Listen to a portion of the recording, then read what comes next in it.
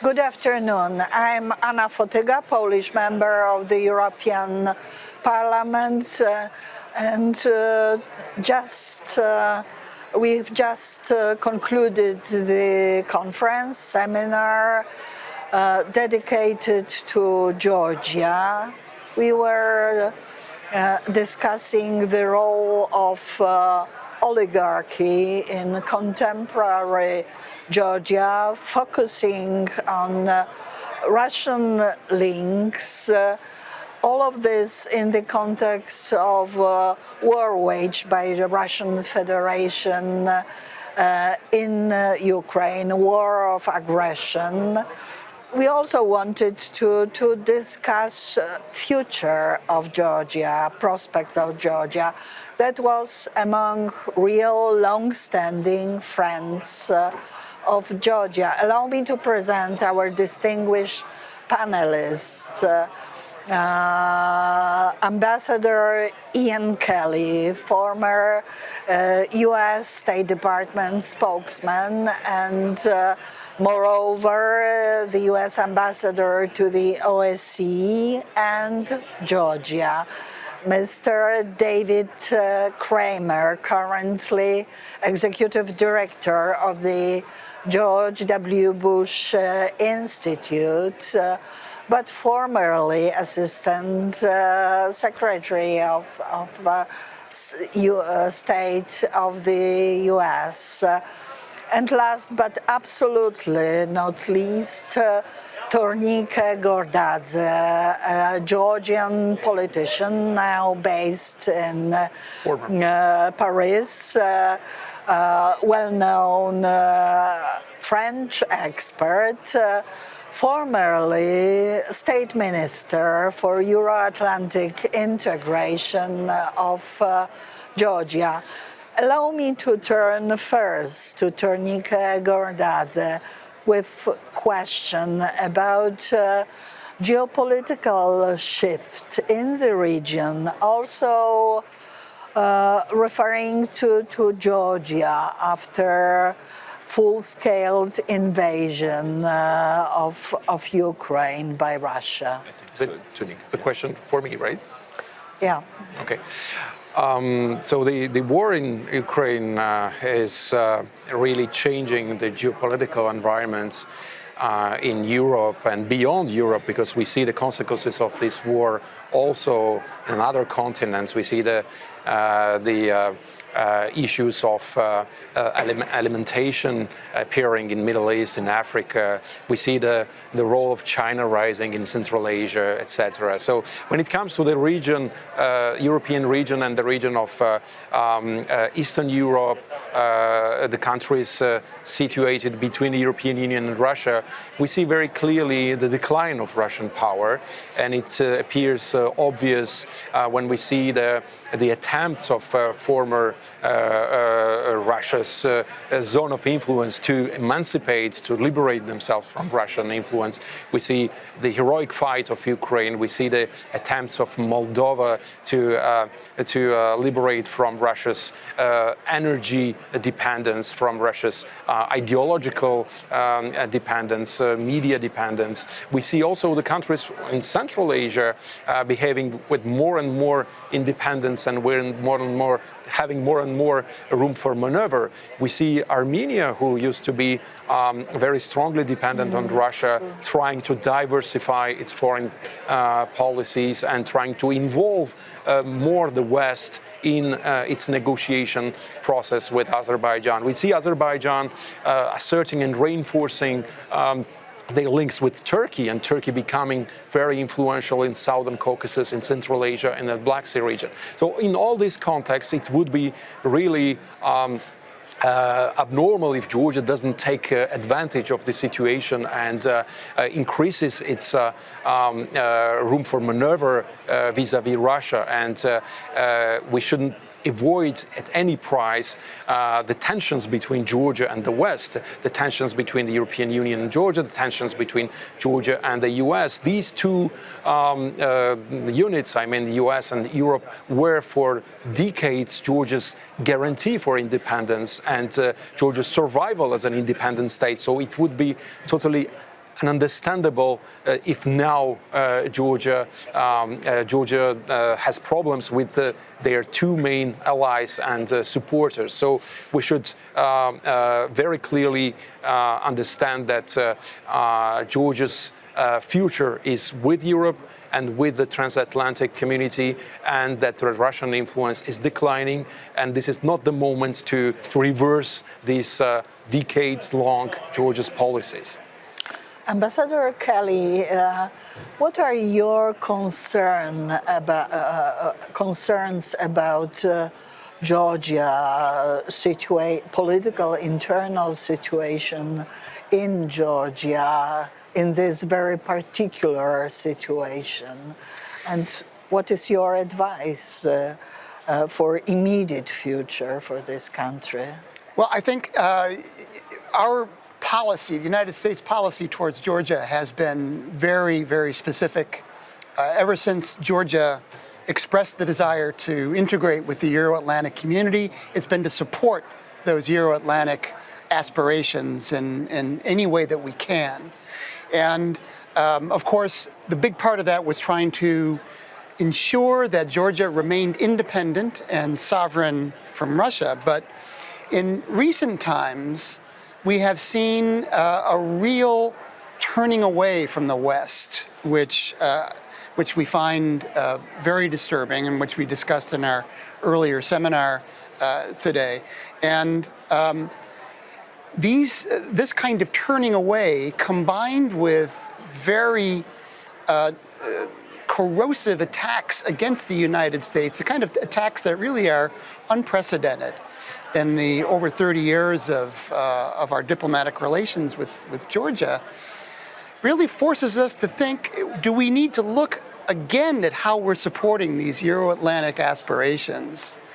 And what can we do to stop this trend, this anti-Western trend, this trend away from implementing the kind of reforms that they need to, and really these personal attacks against the United States. And I think that we have to look at ways that we can play a positive role in supporting the Georgian people and their historic aspirations to join the collective West. And I think we have to look at some of the people who are perpetrating this turn away from the West, and look at the kind of targeted costs that we can apply to try and forestall what looks to be a slippery path towards, in many ways, even non-alignment with the West. So those are some of the things I think we need to look at. I would like to ask David Kramer about narrative that sometimes we hear in Georgia, referring to very painful past. People still remember war of Russia on Georgia, and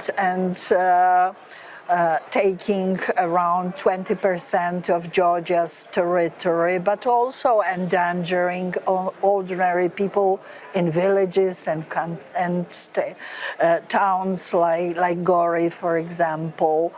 How to ensure Georgians that the collective West does not wish to drag Georgia into war, that we want to stay united, and on the contrary, we want to contain Russia to help Ukraine win this war. Well, Anna, first, thanks for convening us here in Brussels, and it's great to be back here.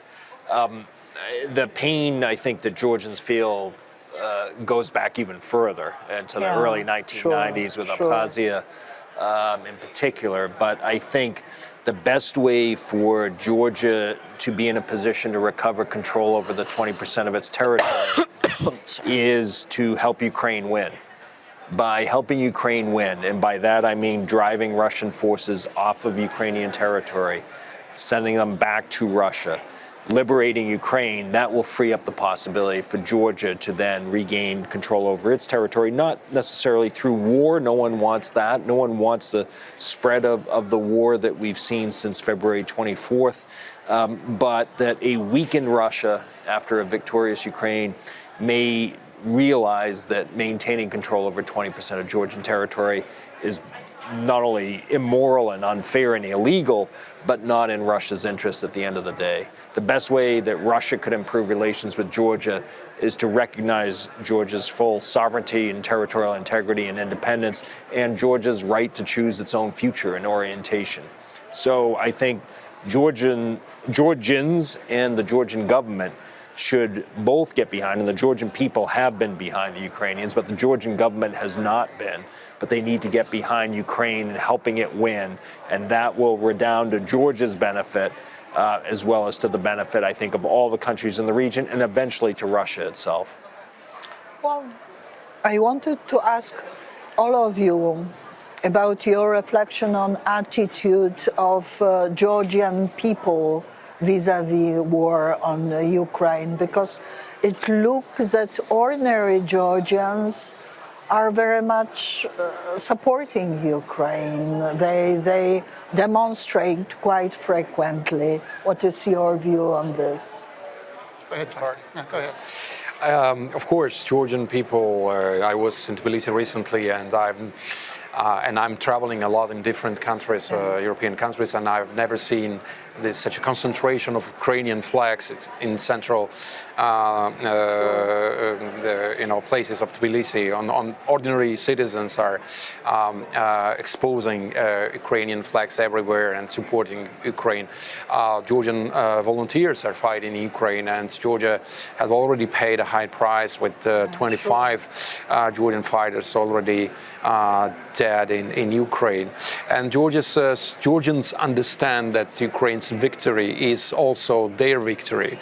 And it is sometimes not very easy to understand why Georgian government never really claimed openly that they want Ukraine's clear victory, and not hiding away from saying this openly. Because if Russia, as David said, Ukraine's victory means tectonic changes in Russia.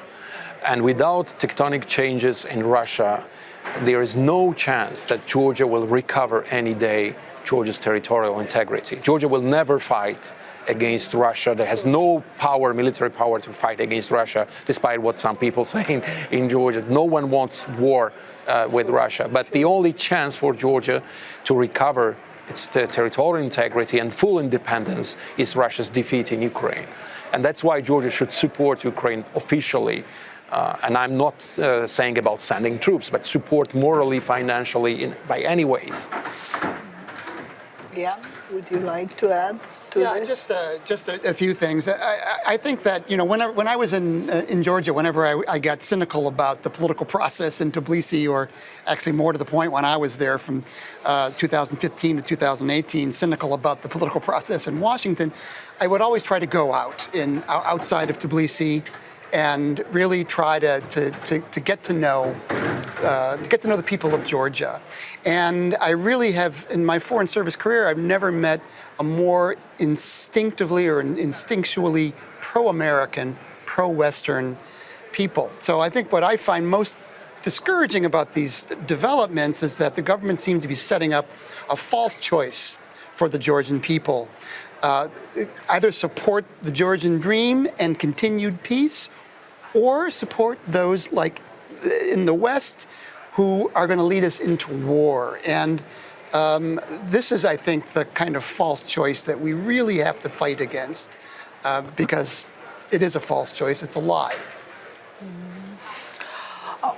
Well, learning statistics or polls made in Georgia about attitude of people vis-a-vis the European Union, vis-a-vis NATO.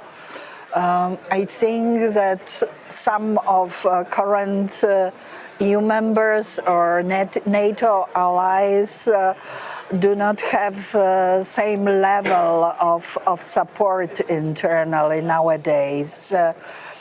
What do you think? How to use this power? Is there anything we can do additionally to encourage the government of Georgia and Georgian people to pursue this path? Well, Anna, you're right that the Georgian people remain very supportive of the European Union. They remain very supportive of NATO. As Ian said, they're very pro-American. But that is a distinction between the Georgian people and the current leadership. The current leadership does not show the same level of interest in joining Euro-Atlantic institutions. And so I think in this case, it is always a good bet to look at the Georgian people. We saw them turn out in the streets in a clear demonstration of solidarity with the people of Ukraine. We've seen them turn out in the streets in support of joining NATO, of joining the European Union. I understand that from 2008, when Georgia and Ukraine were told they will become members of NATO, there's a level of frustration with what they perceive to be a lack of progress and movement in that direction. But as long as Georgia and the Georgian people stay on a democratic path and continue their support for joining these organizations, I think the least we can do, the United States together with our European allies, is to support them in that. Seeing Europe become whole, free, and at peace includes Ukraine, it includes Georgia, it includes Moldova. One day it will include Belarus once Lukashenko, that odious dictator, is gone. And so I do think that helping Ukraine to victory could bring about significant positive change throughout the region. Tornike, it looks that many governments that we called populists follow majority of views of people. In case of Georgia, it would have been good. Simply because exactly, but we were discussing during the conference, the danger is attacking Europeans, Georgia's best friends in the European Parliament, in European institutions, in the US, Georgian American senators, Congress members. This is the worst thing Georgia can do, just isolating itself from its best friends and targeting them and saying that these people won't drag Georgia into war is destroying also this huge support, little by little, this huge support Georgian population has for European and Euro-Atlantic integration. This 80% of population and this support can, little by little, decline if there is this constant attacks and propaganda against Georgia's best Western friends. So this is very dangerous. Yeah, luckily we rely on the point of view of Georgian people, and we try to follow their view in supporting Georgia. Well, here in the European Parliament we have 705 members of European Parliament having their kids, grandchildren, and none of us would like to see war on escalating. That is why we support Ukraine so much over political divisions, over borders, and unite in presenting our resolutions. In the upcoming report on Georgia, we indicate our concerns, yet what is visible is predominantly our will to see Georgia one of us, the contributor within broad family of Euro-Atlantic alliance.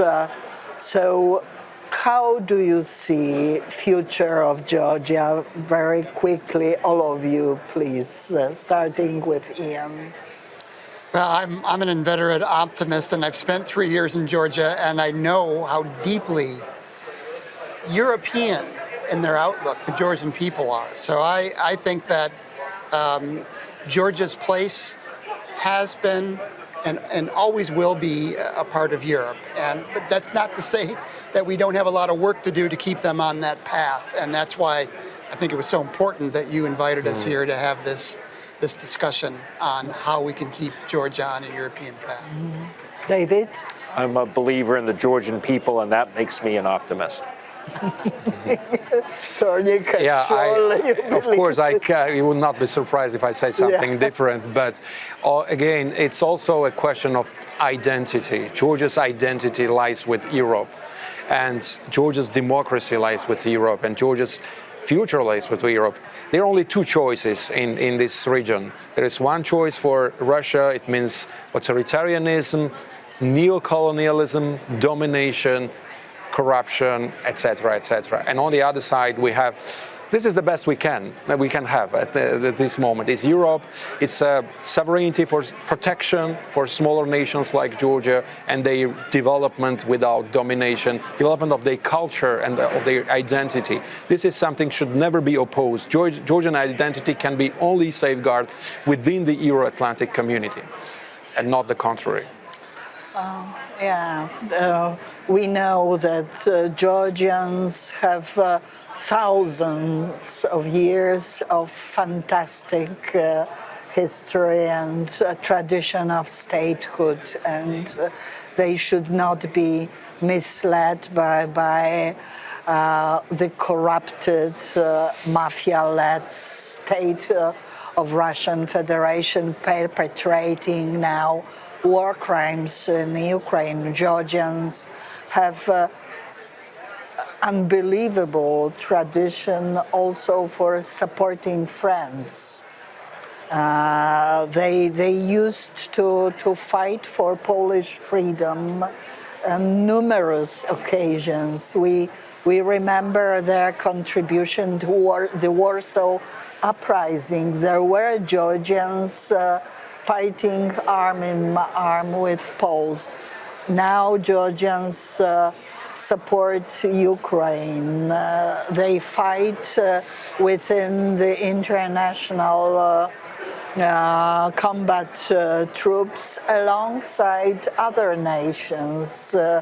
Also Belarusians, and by the way, also Russians fight there in order to help Ukrainians resist the atrocious invasion.